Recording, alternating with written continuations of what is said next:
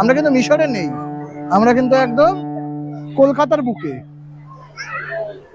এই পিরামিড দেখছি, এই তাজমহল দেখছি, এই তাজমহল দেখছি, এই কলোসিয়াম দেখছি, এই কলোসিয়াম দেখছি, ওই আমরা পেট্রায় চলে যাচ্ছি। আজকের গল্পে থাকছে কলকাতার নতুন আকর্ষণ ইকো পার্ক। নিউ টাউনের বুকে গড়ে ওঠা বিশাল এরিয়া নিয়ে ইকো পার্কে পিকনিক করা, বাচ্চাদের নিয়ে সময় কাটানো, 7 ওয়ান্ডার্স সব মিলিয়ে একটা জমজমাটি ব্যাপার। তাহলে চলুন শুরু করা যাক।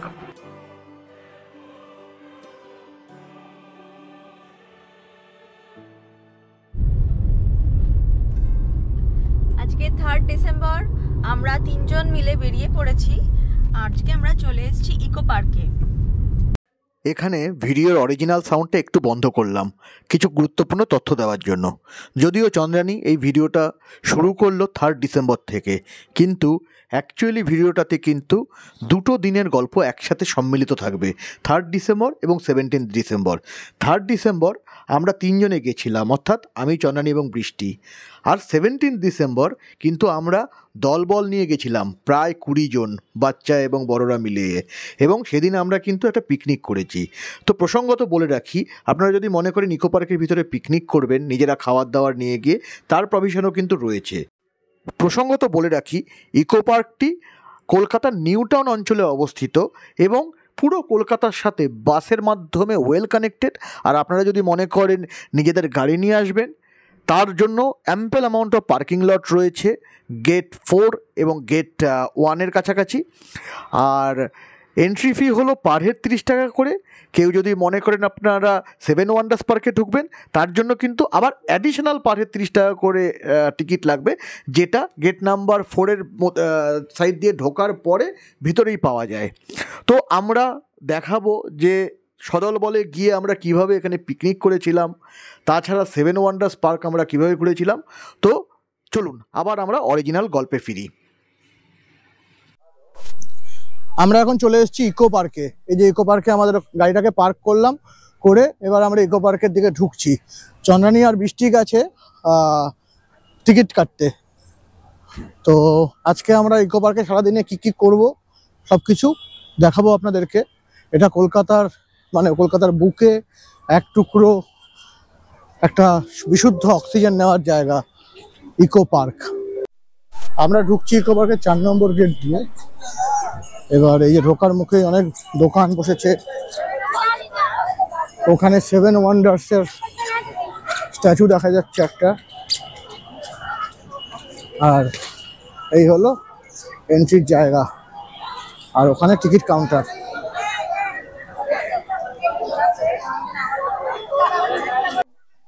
কত করে টিকিট নিল? 30 টাকা। ইকো পার্কে 30 টাকা করে পার হেড টিকিট। দেখে টিকিটটা দেখিয়ে আমরা এই পার্কের ভেতরে ঢুকলাম। আমরা এখন ইকো পার্কের মধ্যে ঢুকেছি।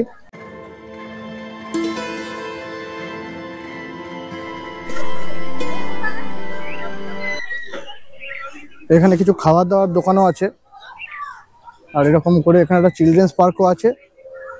তো আমরা ঢুকেছি 4 নম্বর গেট থেকে। তো 4 নম্বর গেটের দিকে এগুলো রয়েছে। এখানে রয়েছে একটা মাস্ক গার্ডেন।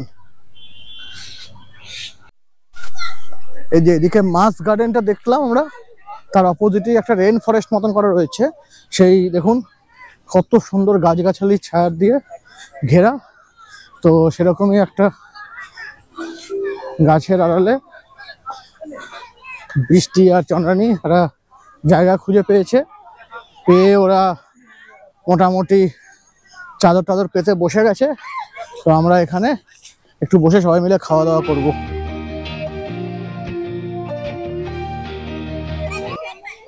আজকে আমরা ইকো পার্কে একটা পিকনিক করছি বাচ্চাদেরকে নিয়ে। তো প্রথমে কিছু গেম খেলা হচ্ছে।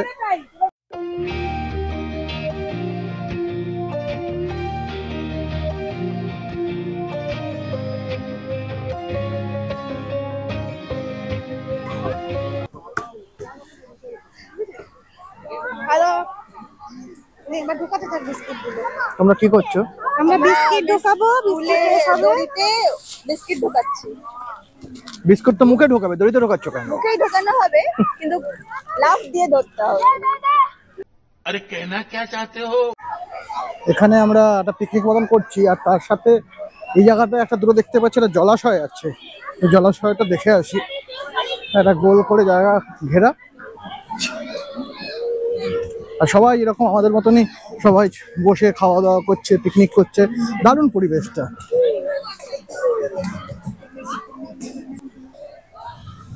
বাহ, খুব সুন্দর।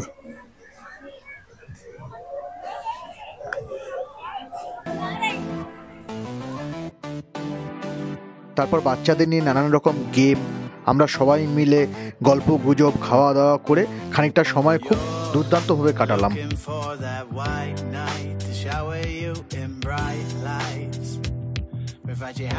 খেলাধুলো এবং খাওয়া দাওয়ার পর্ব শেষ করে এরপরে আমরা চলে গেলাম সেভেন ওয়ান্ডার্স দেখতে। ইকো পার্কে আমাদের বাচ্চাদেরকে নিয়ে খুব সুন্দর একটা পিকনিক হলো। এবার আমরা যাচ্ছি বাচ্চাদেরকে নিয়ে ইকো পার্কের একটা নতুন আকর্ষণ, সেটা হলো সেভেন ওয়ান্ডার্স। তো পৃথিবীতে সমস্ত যে ওয়ান্ডার্সগুলো রয়েছে সব ওয়ান্ডার্স এক জায়গায় আপনারা দেখতে পাবেন এই ইকো পার্কে। তো তার জন্য দেখুন, ইকো পার্কে ঢোকার মুখেই হলো টিকিট কাউন্টার। মানে ইকো পার্কে টিকিট কেটে ঢুকলেন, তারপর ভিতরে ঢুকে হলো গিয়ে 4 নম্বর গেট থেকে ঢুকলে বেসিক্যালি সেভেন ওয়ান্ডার্স পার্কটা 4 নম্বর গেট থেকে ভিতরে ঢুকে আসার পরেই বাঁ দিকে পড়বে টিকিট কাউন্টার। কেটে আমরা এবার সেভেন ওয়ান্ডার্সের দিকে ঢুকছি। ওয়ান্ডার্সে ঢোকার জন্য 30 টাকা, আর ইকো পার্কে নরমাল জেনারেল যেটা সেটাও 30 টাকা করে পার হেড। সেভেন ওয়ান্ডার্সে ঢুকছি। এই যে এখান থেকে আমি আরেকবার ভালো করে বলে দিচ্ছি, আপনাদের 4 নম্বর গেট থেকে ঢুকে বেসিক্যালি 4 নম্বর গেট থেকে ঢুকেই সেভেন ওয়ান্ডার্সটা কাছে পড়বে। এই যে আমরা ইকো পার্কে ঢুকে গেলাম সেভেন ওয়ান্ডার্সের ভিতরে। তো আমাদের সাথে আজকে 25 জন লোক রয়েছে, 25 জন। তো লাইন করে ঢোকাতে হচ্ছে। এখানে সিকিউরিটি গার্ড দাদাদেরও খুব অসুবিধা হচ্ছে। যাই হোক, প্রচুর ভিড় হয়েছে আজকে রোববার, শীতকালের রোববার মানে বুঝতেই পারছেন। প্রথমে ঢুকেই আমরা দেখতে পাচ্ছি গিজার পিরামিড। গিজার পিরামিডের পাশেই রয়েছে স্ফিংস।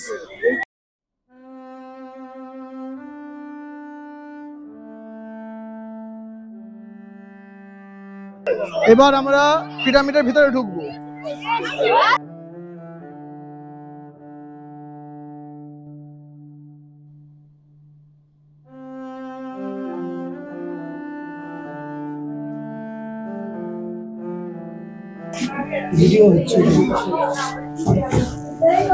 এখানে একটা মমির প্রতিলিপি রাখা রয়েছে,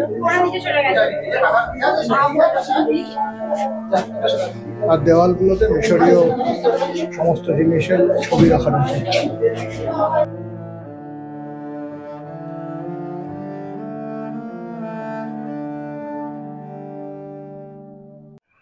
তো আমরা এখন ঘুরে বেড়াচ্ছি সেভেন ওয়ান্ডার্সের মধ্যে।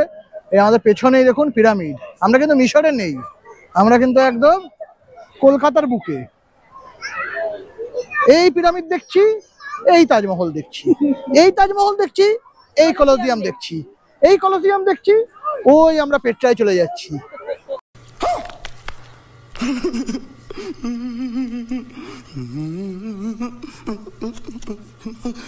তো যাই হোক, এবার মিশর থেকে ছোট্ট একটা ব্রিজ পার করে আমরা রোমের দিকে যাচ্ছি।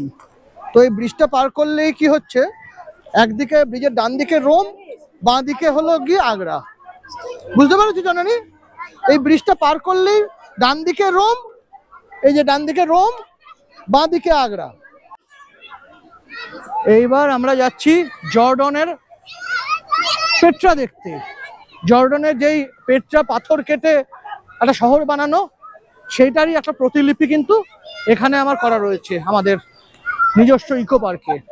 তো খুবই ভালো লাগবে দেখতে।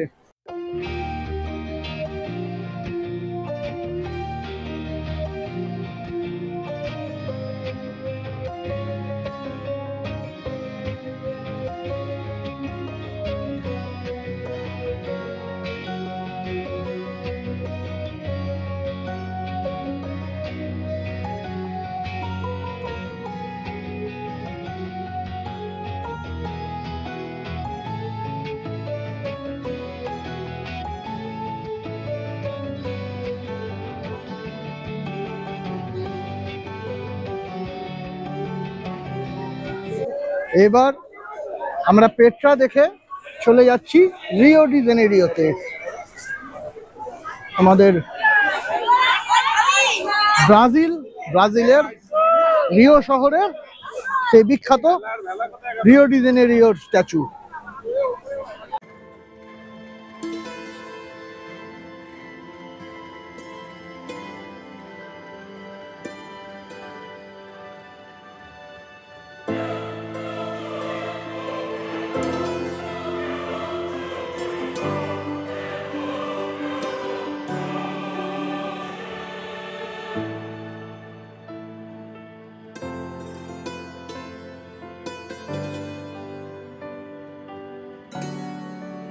এবার আমরা দেখছি মোয়াই।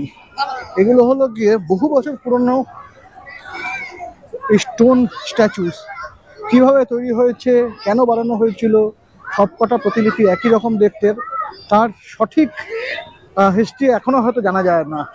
সেই হিস্ট্রি যাই হোক না কেন, এগুলো যে একটা অপরূপ কারুকার্যের একটা নিদর্শন হিসেবে আজও পৃথিবীর বুকে দাঁড়িয়ে আছে, এটাই একটা আশ্চর্য। তাই এটা সপ্তম আশ্চর্যের একটা আশ্চর্য। আর তারই একটা প্রতিলিপি রয়েছে আমাদের এই নিজস্ব ইকো। এবার আমরা চলে যাচ্ছি চীনের পাঁচিল দেখতে।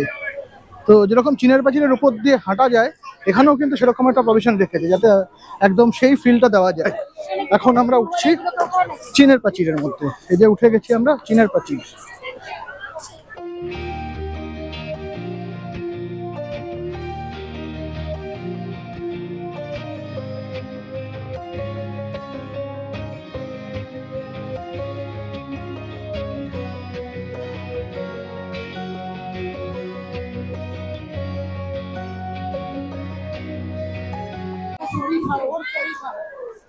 তো চীনের পাঁচিল দেখে আমরা বেরোলাম, বেরিয়েই দেখছি ওরে বাবা, চীনের পাঁচিলের পাশেই তাজমহল। তো এবার চীনের পাঁচিল দেখে আমরা চলে যাব রোমের কলোজিয়াম দেখতে। এই যে এখানে রয়েছে রোমের কলোজিয়াম।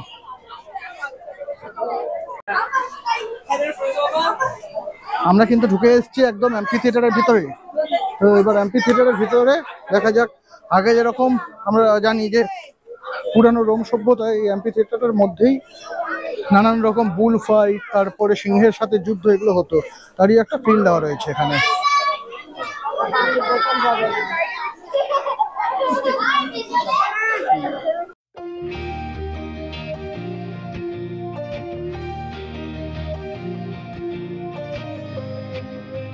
এবার আমরা দেখতে যাচ্ছি 7 ওয়ান্ডার্সের মধ্যে আমাদের ভারতবর্ষের তাজমহল।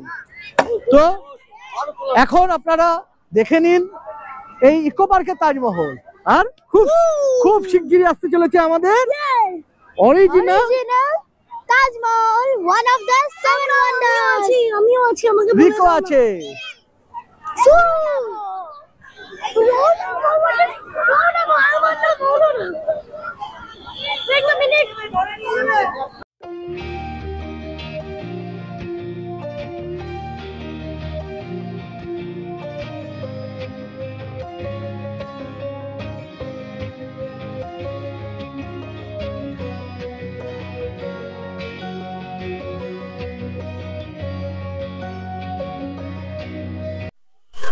এই যে তাজমহলের বাইরে এরকম ফোয়ারা চলছে।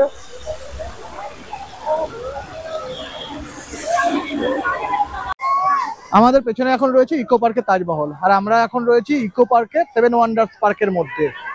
তো এই যে আমাদের পেছনে আপনারা দেখতে পাচ্ছেন ইকো পার্কের তাজমহল, কিন্তু খুব তাড়াতাড়ি আপনাদের সাথে দেখা হবে কিন্তু একদম অরিজিনাল তাজমহলে। তো এই অবধি থাক আজকের ভিডিও, টাটা।